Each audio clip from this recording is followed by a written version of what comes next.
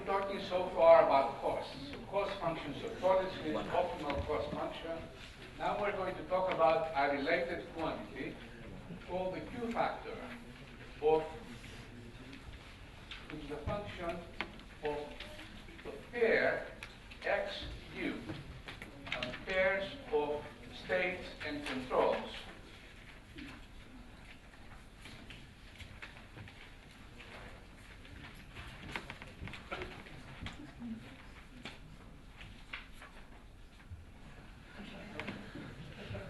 Okay.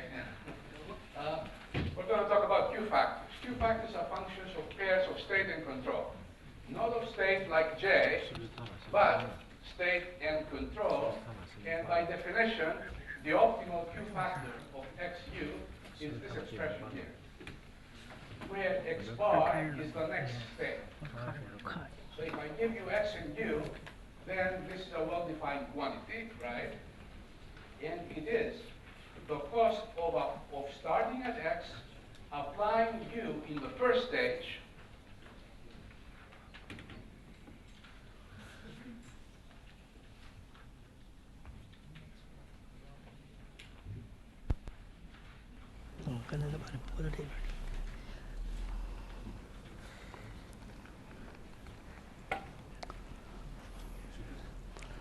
okay. I'll start again. Okay, the Q factor of a pair XU is what you see here in this line by definition. J star is the optimal cost function. X bar is the next state. So this is, starting at state K, the cost of the first stage by using U, and then plus you add the cost of all the remaining stages using an optimal policy. So J star at X, you start at X and you use an optimal policy all the way through. Q star of X and U, you first use U, some U, whatever it is, okay, not necessarily optimal. And then you use an optimal policy after that, okay? Now this seems a little strange, but if you look at this expression here, it is the right-hand side of Bellmans equation. And you can write Bellmans equation in terms of Q factors like this.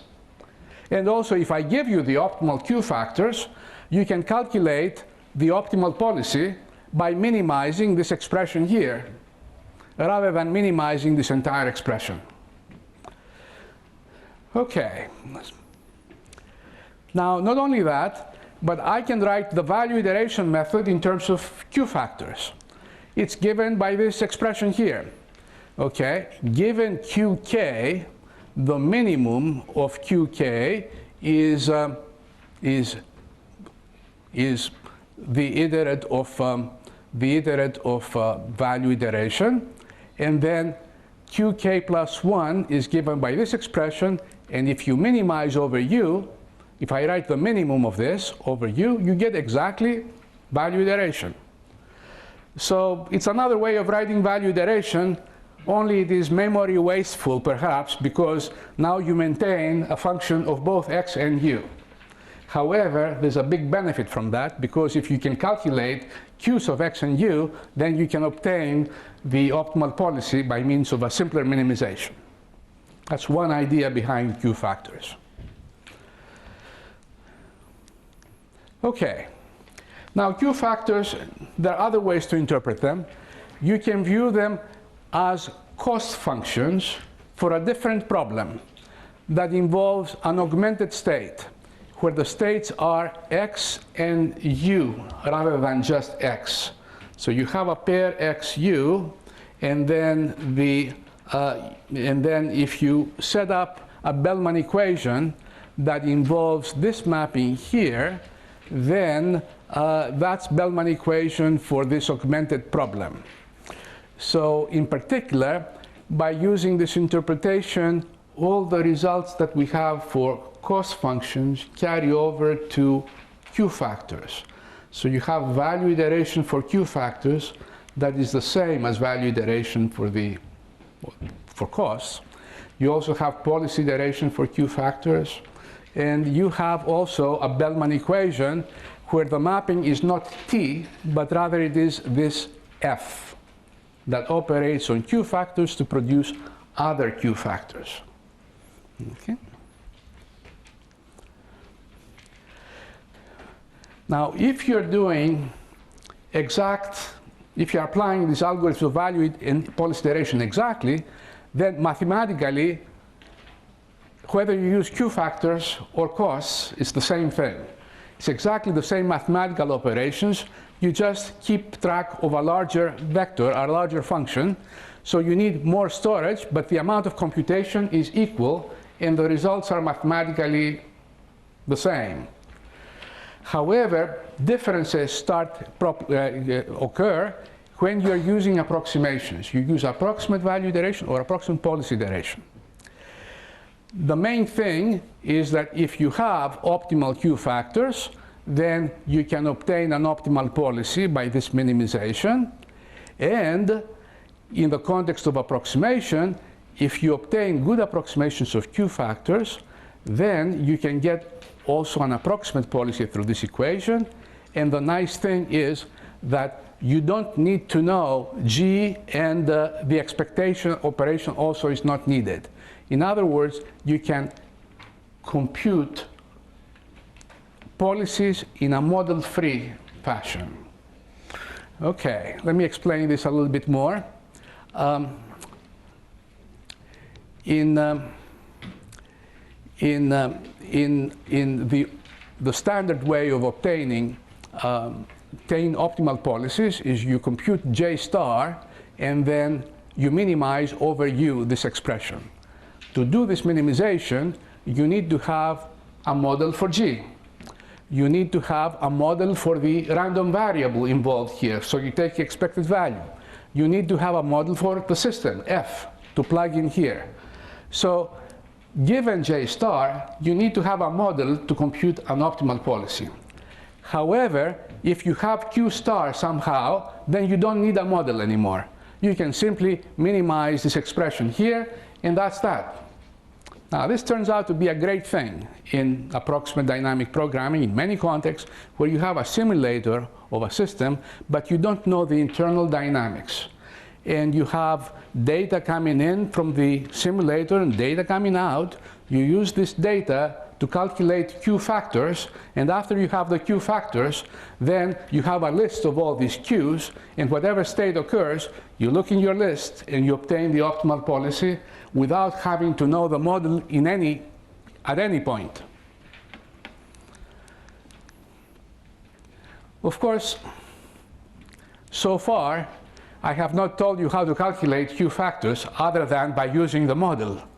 However, there's a method called QLearning that we're going to discuss later next week, whereby we use samples of this expectation obtained by some black box, some simulator, in order to calculate, to sort of approximate this mapping and to calculate by simulation these Q star factors or some approximation to them.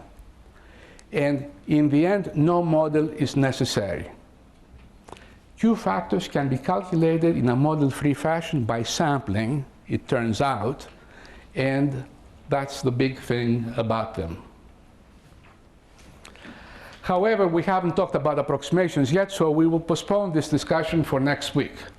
But I just wanted you to know that there are these Q factors, and when you're doing exact calculations, they are no different than costs. It's only in the presence of approximations that they make a difference.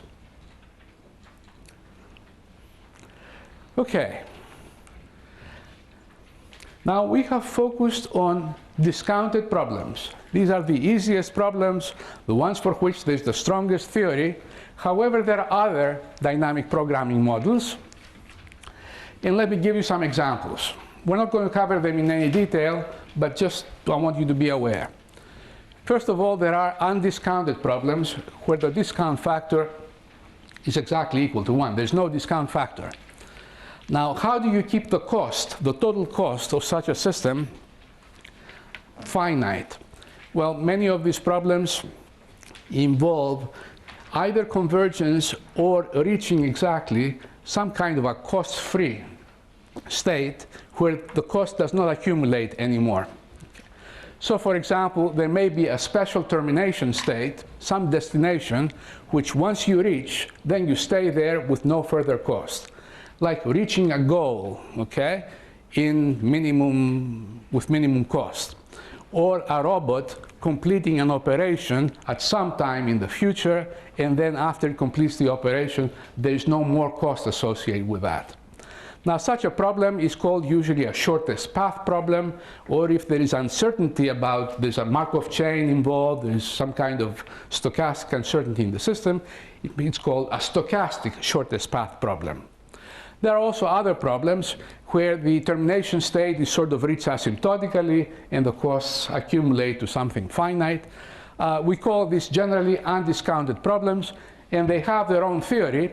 It is not quite as strong as for discounted problems, but depending on the assumptions that you have, you may get pretty strong results. Another major type of problem is when time is not discrete. You may have a finite number of states, a Markov chain, but it may evolve in continuous time. Like, for example, queuing systems. Queuing systems are typically finite or maybe countable number of states corresponding to the different levels of loading of the queue, different numbers of customers in the queue. And then a customer departs and the state goes down by 1, or a customer arrives and the state goes up by 1. However, the time that it takes for the customer to depart may be random, okay? And may depend also on your control action. And the time that it takes for a customer to arrive is also random. Our customers may be arriving according to a Poisson process. They may arrive very quickly or take a long time, depending on the roll of the dice, okay? Now, if you have a transition that takes a long time and you use discounting, continuous time discounting, the discount factor is going to be stronger for the cost associated, okay? If a transition takes a long time, then the cost that will incur at the end of the transition will be discounted more strongly. So what you have is essentially discount factors that are random and depend on the state and possibly on the control that you apply. Other than that, these problems, finite state continuous time problems, which are also called semi-Markov problems, otherwise are pretty similar to discounted problems. The main difference is this: they can be viewed as discounted problems with state and control dependent discount factors. So what's going to happen is the T mapping is going to change somewhat to incorporate this discount factor that's state dependent. The T mu mapping is going to change, but everything else will stay pretty much the same in terms mathematically speaking. And these problems have about as strong theory as discounted problems.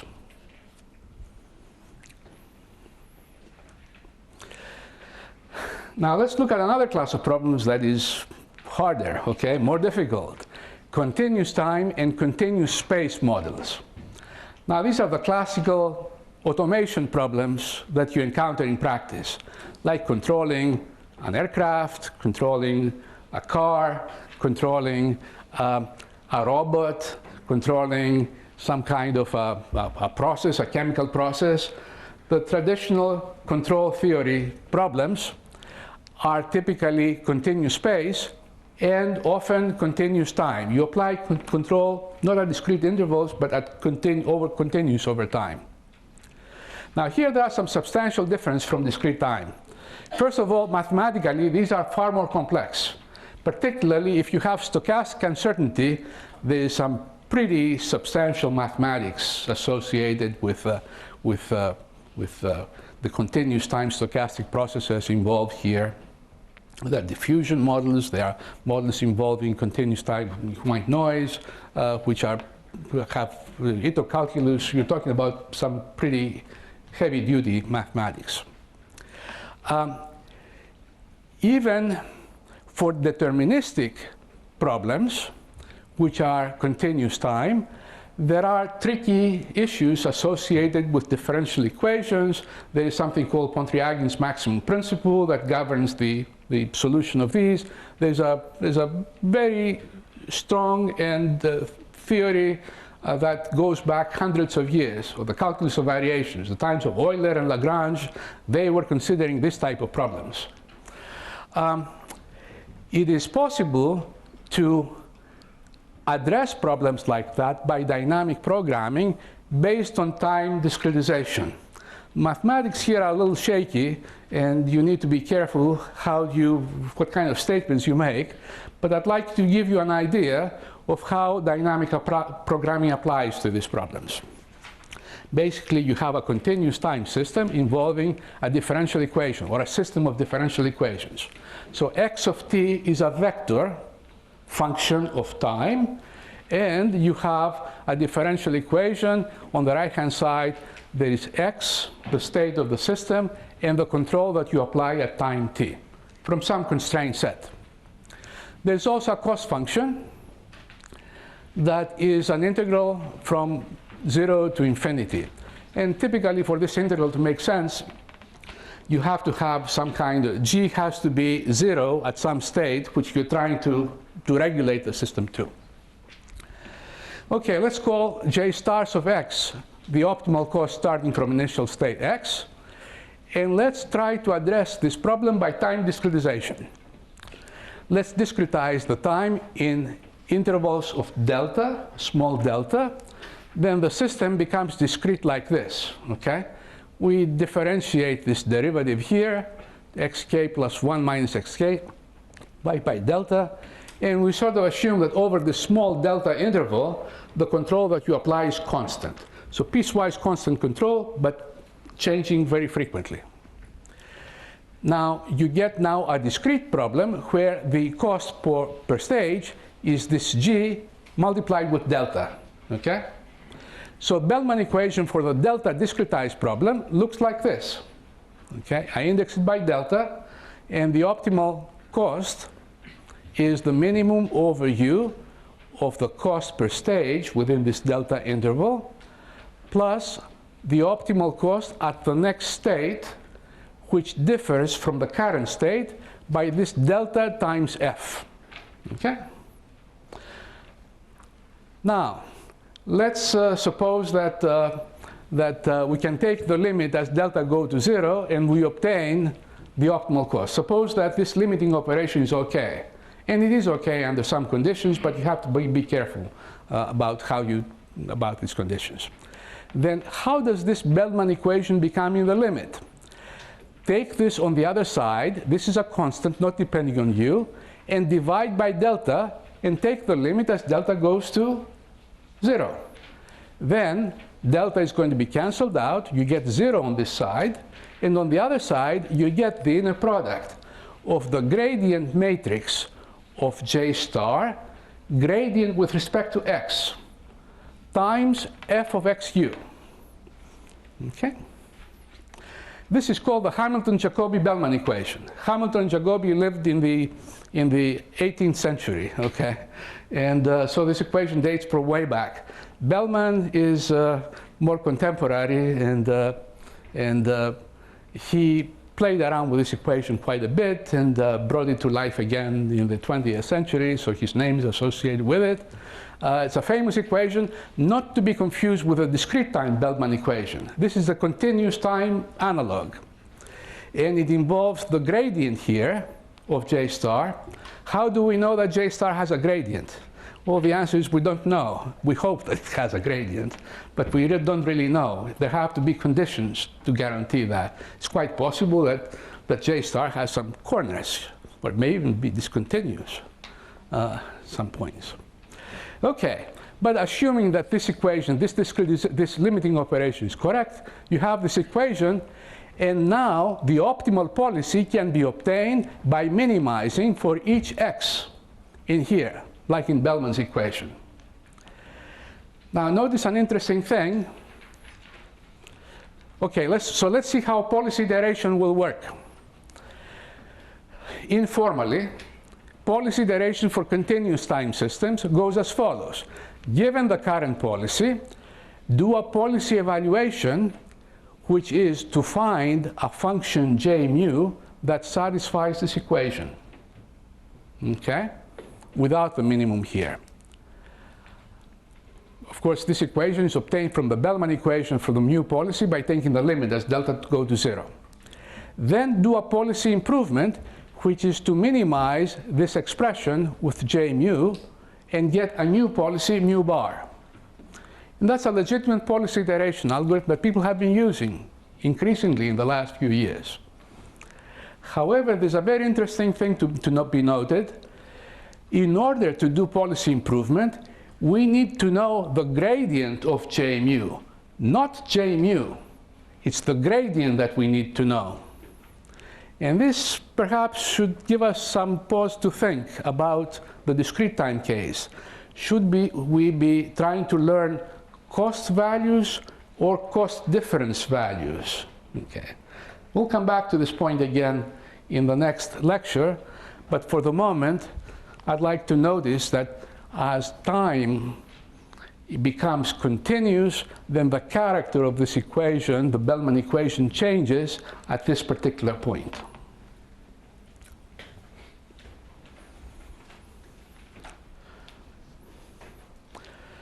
Okay. Are there any questions?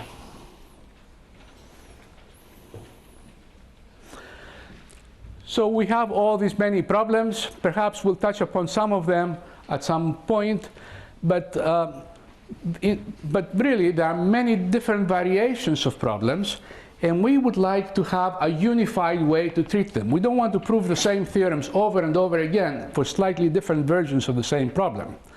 So what I'm going to get into now is a couple of more advanced topics that have to do with a unified way of dealing with dynamic programming problems. So let's look at a more abstract view of dynamic programming. And just as a mathematical preliminary, suppose that you have a space, any kind of vector space with some norm. Rn could be one, function spaces could be another. And a contraction mapping is a mapping F that maps Y in the space into itself and has the property that when you apply this F to two vectors F, Y, and Z, you get their distance to become smaller than the distance of Y and Z. So this is the definition, classical definition of a contraction mapping. Rho is something between 0 and 1. It's called the modulus of contraction of F. That's definition. And an important example that's relevant for us is that if you let X to be a set, like the state space in dynamic programming, and V is some positive value function, a function of F of X that takes positive values,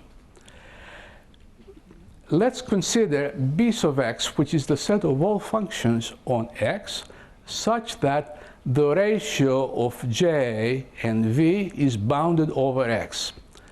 J itself may not be bounded, but when scaled with V, it becomes bounded. Okay? If V is identically equal to 1, then this is just the set of all bounded functions. And we can define a norm on this function space, the weighted sup norm, which is the maximum of this ratio here. So if V is identically equal to 1, you get the case of the maximum norm. But this is a scaled norm, and I'll show you why this is convenient.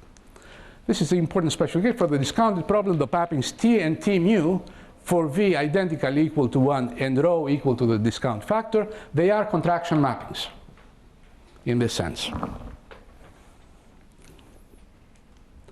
Okay. Let me give you an example of why these contraction mapping ideas may be useful in dynamic programming. Suppose that we have a problem where the state space is not finite, but rather it is countable. Let's say the states are 1, 2, all the way to infinity. Like, for example, a queuing system with infinite storage. It can have 0 customers, 1 customer, 2, any number. So the number of states is countable. And not only that, but the cost per stage, which depends on the state, may not be bounded. For example, if you have 100 customers, there will be a greater cost than having 10 customers. And if you have an infinite number of customers, you may want to have an infinite cost.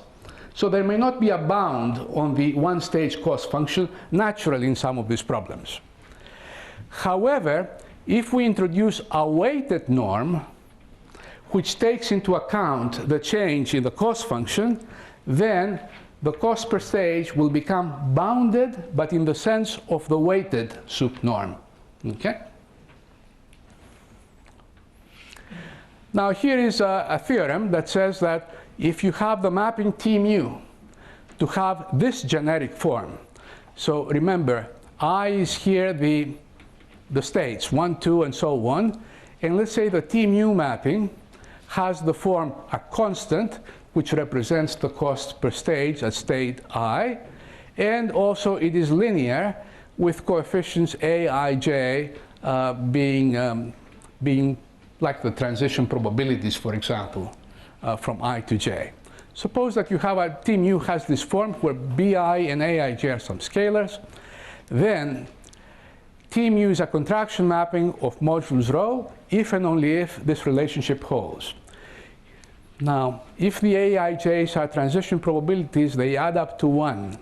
But when scaled with this v, that scales also the one-stage cost, if you have this relationship holding, in other words, the future v, okay, aij depends on j, so v may be increasing relative to I, but if aij decreases faster as j increases, then you may have this relationship holding, and then you may have a contraction mapping for T mu.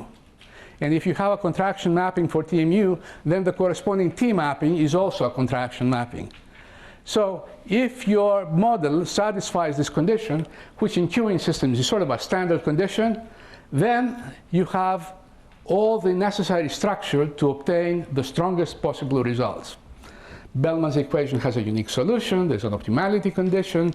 There is a value iteration works, policy iteration works.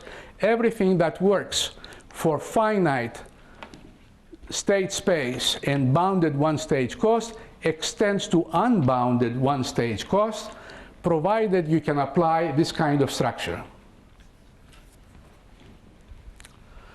So this is an example where you can extend the range of the nice results by using some analysis involving contraction mappings.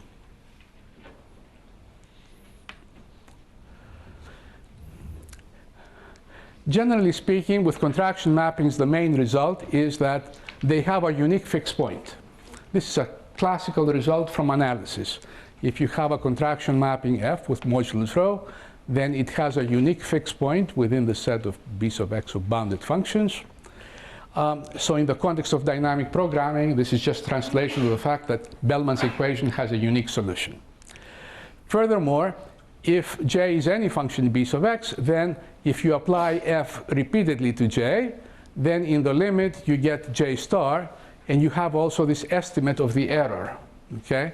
The error of f case of j to j star decreases with rho to the k as k increases.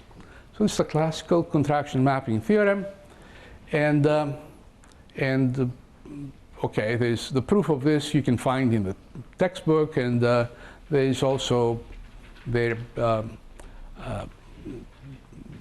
Okay, there's also all the mathematical details are there. That's the key, the main theorem for contraction mappings. Now, what we would like to do is leverage the power of contraction mappings and into dynamic programming so that we don't have to deal with all these different models that vary in insignificant details. We don't want to deal with them separately. So let's look at an abstract form of dynamic programming based on the fundamental properties of monotonicity and contraction. Suppose R sub x is the set of real valued functions, j, and let's introduce a mapping H that takes states, controls, and functions j into other functions t sub j. Okay. So instead of dealing with expected g plus alpha j and so on, we abstract it more generally. And let's introduce policies in a more abstract way. Let's consider the set of policies which are functions mu such that mu sub x belongs to some constraint set for every state. And consider the mapping T mu associated with a policy mu, which is obtained from H when you plug in mu. And let's consider the problem of finding a solution to this equation, J star equal to Tj star. Okay. So this is very similar to what we have been doing, except we use a more abstract function H for the expression in the dynamic programming algorithm. Now, if we introduce this framework, we simultaneously can deal with many, many different problems. One example is the discounted problems that we have been looking at, which is this expression here. One stage cost plus alpha times the j function. Another case is this semi-Markov problems I was talking about earlier, the continuous time problems.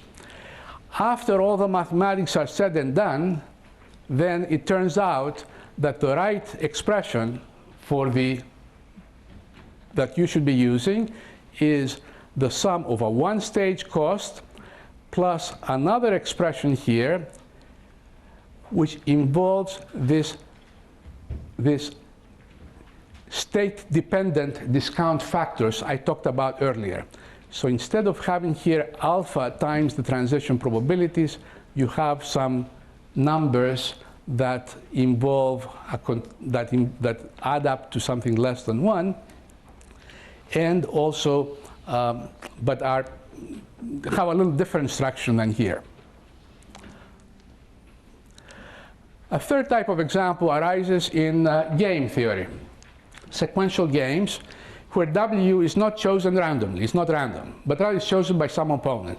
So I choose my U now, and my opponent looks at what I've chosen and chooses W from some set, trying to make things bad for me. Then I choose another U after having looked at what he has done. Then he chooses another W, and so on. This again has a dynamic programming structure pretty similar to the stochastic case. From one state, I apply a control, then some W occurs, and then I go to a new state, apply another control, and so on. It's just that W is not a random variable, but it's chosen antagonistically. So instead of having an expected value, you have a maximization. And the corresponding mapping becomes like this. So minimax control problems, robust control, worst case control, games against nature, games against an antagonistic opponent, all fall into this category. Here's another example, shortest path problems. Okay, this is a very simple type of problem. You have a graph with n nodes and a destination node. Each time you go from one node to another node, there's a length associated with it, or cost, and you start at any one node, and you want to find a path that has minimum length, a path to the destination that has minimum length. You can view this as a dynamic programming problem, where the states are x, okay, the nodes of the graph. U is the choice of next node that you make, the branch that you go from, along which you go from the current state. And J is a cost function associated with the different nodes in the graph. So the H mapping has this form, except if U takes you directly to the destination, in which case there's a zero cost after that. So this is the deterministic shortest path problem. There's a stochastic version of this problem, where when I choose U, the next node is chosen according to a probability distribution, which represents W. Or there's a minimax version of this problem, where the next node is chosen by an antagonistic opponent, in which case I get an undiscounted version of this type of thing here.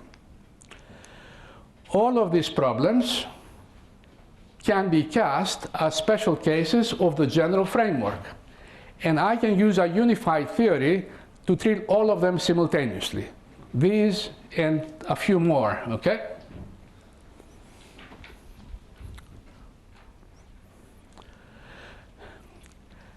So the assumptions I'm going to use here are, first of all, monotonicity of this mapping H. If you have two functions j and j prime, one of them larger than the other, then applying H maintains the direction of the inequality. And we can show all the standard analytical and computational results of computational dynamic programming within this more general context if monotonicity is satisfied, and in addition, you have a contraction property. And the contraction property for this mapping H is that the mappings T mu and Tj are contractions. For every j, T mus of j and Tj belong to B sub x, and for some alpha, and all mu and j prime j, you have this contraction property. So the contraction assumption holds if the T mu mapping, which is obtained from H by plugging mu in terms of instead of u, is a contraction. If you just have monotonicity, then as you, for example, in undiscounted problems, then you can still show various forms of the basic results under some conditions, but the theory is not quite as strong. And a weaker substitute for the contraction assumption is something called semi-contractiveness, where roughly speaking, for some policies mu, T mu is a contraction, but for others it is not. Also, there's some additional assumptions that guarantee that the non-contractive mu are not optimal. So essentially, you're operating within the range of the contractions, and the contractive theory comes into play more or less. We're not going to go into great detail on this. I just want to sensitize you that there are these extensions of the theory, and we're not just dealing with discounted problems. I'll just sketch the results. If you have this contraction and monotonicity, then first of all, T mu and T are weighted subnorm contraction mappings with, and they have unique fixed points. So Bellmans equation holds based on the contraction property of H. The second is that value iteration converges within this more general setting. Starting with any j and applying T mu, you get the cost corresponding to a policy. Similarly, starting for T, starting at any j, if you apply this mapping T repeatedly in the limit, you get j star. You have you have an optimality condition that mu attains the minimum in the definition of T if and only if j mu is equal to j star. And the proof is very similar to what we gave for discounted problems. If you have, assuming both monotonicity and contraction, you have that the fixed point of T, j star, is the minimum over all j mu. You also have that there always exists for any epsilon an epsilon optimal policy, a policy that attains the optimum within epsilon. You can consider also non-stationary policies, and you may define for any non-stationary policy the cost associated with it, like so, in pretty similar way as for the discounted case. And finally, that j star is not only a minimum over stationary is not only optimal over stationary policies, is also an optimal over non-stationary policies as well. If you recall, I gave you a reference to a research monograph that I just finished about a year ago, and all of this abstract dynamic programming stuff is part of that monograph. So I couldn't resist the temptation of telling you about them. Okay. So now also we have algorithms of value and policy iteration with this more general framework. Value iteration is convergent in this sense here for any starting j. Policy iteration is defined in the abstract way that we have seen earlier. Given a policy mu k, we evaluate it like so by finding it as a fixed point of the mapping T mu k.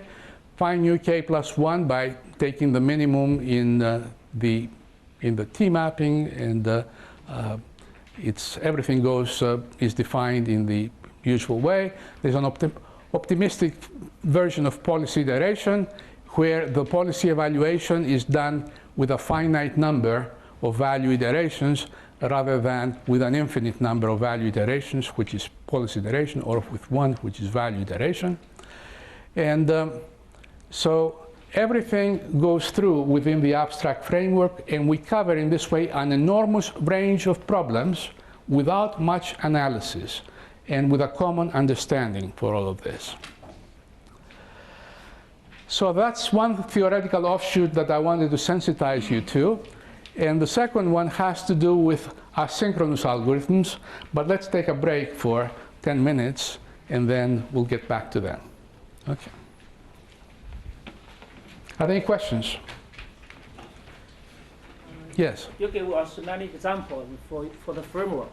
I'm wondering if we don't know the distribution of the random uncertainty, how to, there are many examples we can use this framework.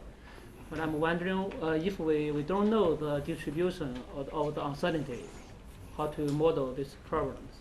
In the worst case, one or do we have, for example, we don't know the demand of the customer, but we can observe, we can use the history information.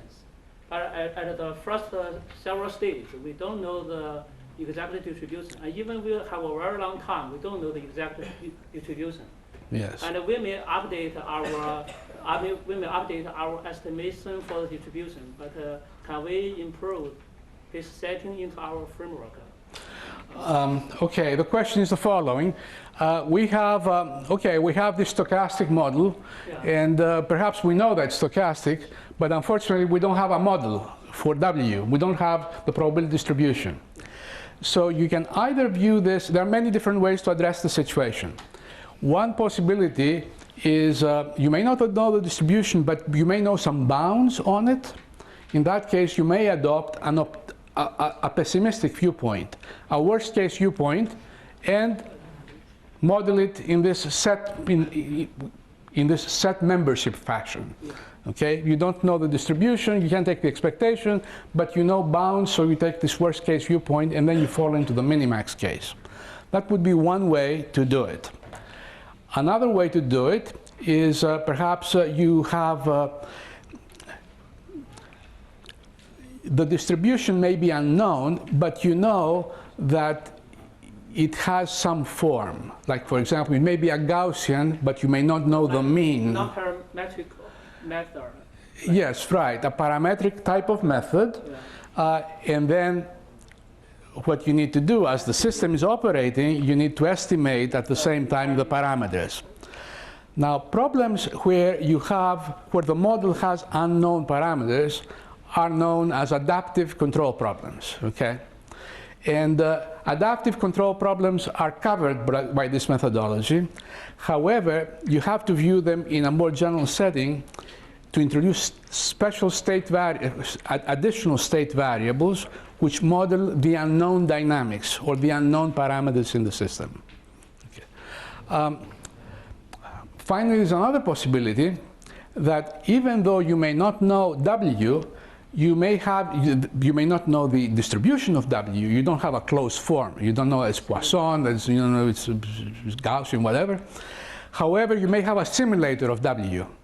Then you fall into the model-free case that I talked about earlier, and you may use the QLearning ideas.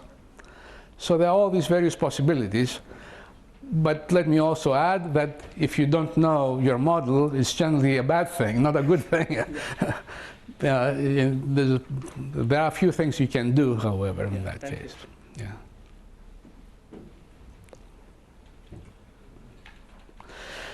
Okay, so let's take a break and be back in 10 minutes exactly.